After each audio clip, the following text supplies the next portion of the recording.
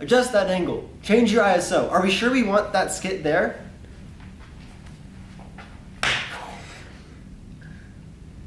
I'm back.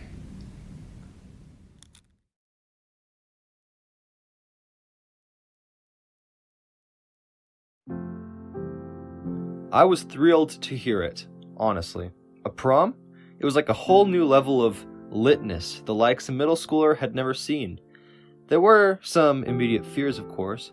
I was told you brought a member of the opposite gender for this emotional fender bender, but I brought my friends to dances, as I regretfully can't forget the time I told a girl I chose her because I liked smart ones over pretty ones.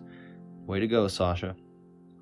At any rate, my wardrobe for the dances was clip-on ties and button-ups, some things I got constantly made fun of during the DC trip when I wasn't being locked in the bus bathroom.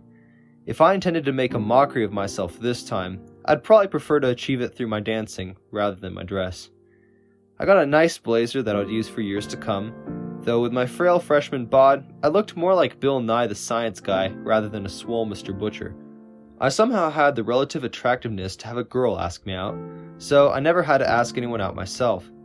I'm not sure if this started a butterfly effect type chain that led me to becoming romantically disinterested in the future, but I digress. She was neat. She had a cool house with cool cars and cool parents, and she invited me over to play Mario Kart before the prom. I had it made. I was absolutely trash can water at any game other than Minecraft at the time, but it was still fun falling off Rainbow Road at lap 1 as my date was racing circles around me. After pictures with insincere smiles and being crammed to a car with big scary seniors, we had to drive across the valley to the venue, which was nice, you know? It was definitely better than the surreal vibes of the school gym every year. The music was also comparatively better, and before long I had ditched all sense of dignity and made rotations between Mr. O's minibar and the dance floor. I even had the chance to display the singular breakdance move I'd picked up from YouTube, only to be immediately shown up by some junior who seemed to be channeling the essence of Brooklyn in his flows. I got a kudos from my date though, so that's still a win in my book.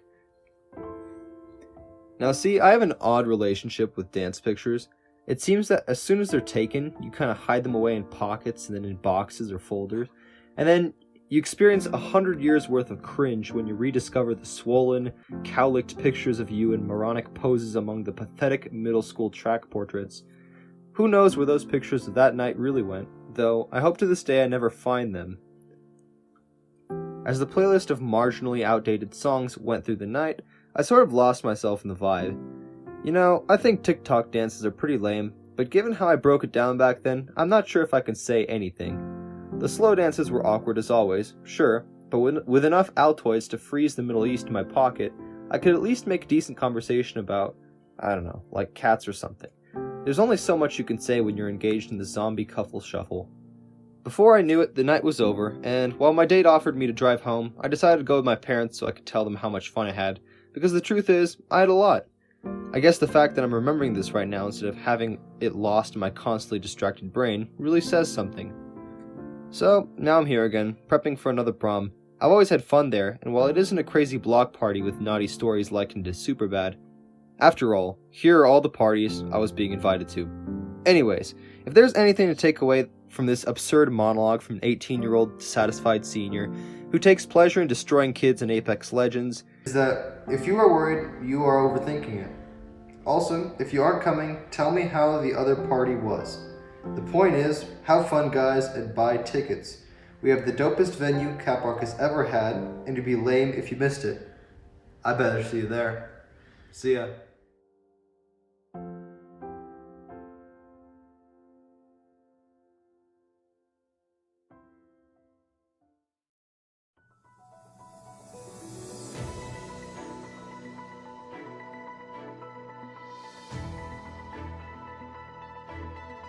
Hello and welcome. It's 7:45 and time for the Blue Sheets. I'm Luke, and this is Max. We are here to bring the news.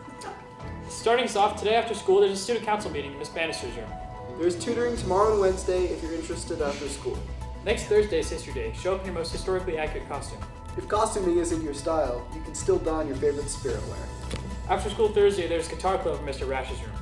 Rock on. Don't forget about Saltatus on May 8th. Tickets for underclassmen open today.